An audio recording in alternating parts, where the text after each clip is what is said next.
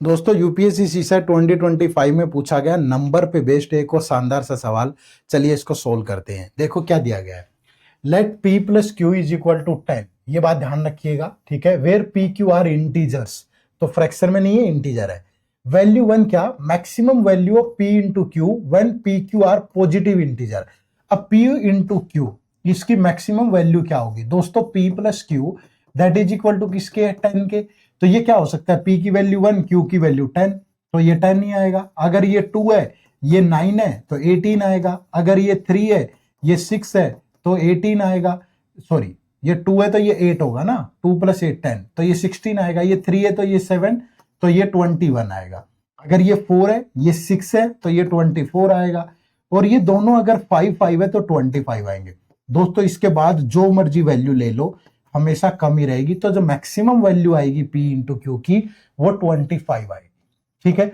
अब दूसरी वैल्यू देखो, value 2, maximum value of p into q when p is greater than equal to -6 और q is greater than equal, तो -6 से greater है, तो -6 से ग्रेटर है तो -6 से ग्रेटर, -6 -5 -4 -3 -2, ये कुछ भी हो सकता है। और q is greater than equal to -4, तो q की वैल्यू -4 -3 -2 -1, ये कुछ भी हो सकती है।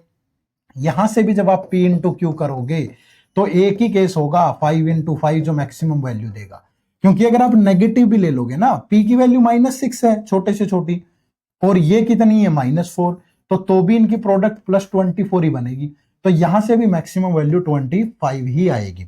हाँ, अगर ये कंडीशन ना दी होती तब हो सकता था कि हो सकता है q की यहां वैल्यू -7 दे देता, तो -6 और -7 तब 42 हो जाता भाई, समझ रहे हो ना। बट उसने ये कंडीशन दी है, तो यहां से भी मैक्सिमम वैल्यू 25 आ सकती है। तो राइट आंसर था कि वैल्यू 1 और वैल्यू 2 इक्वल होंगे, ठीक है।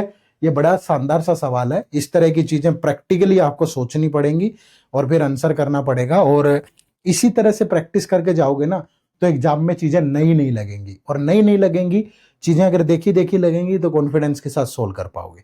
चैनल को सब्सक्राइब कर लेना, ऐसी बहुत सारी वीडियोज आपका इंतजार कर रही हैं। आप सबका बहुत बहुत शुक्रिया।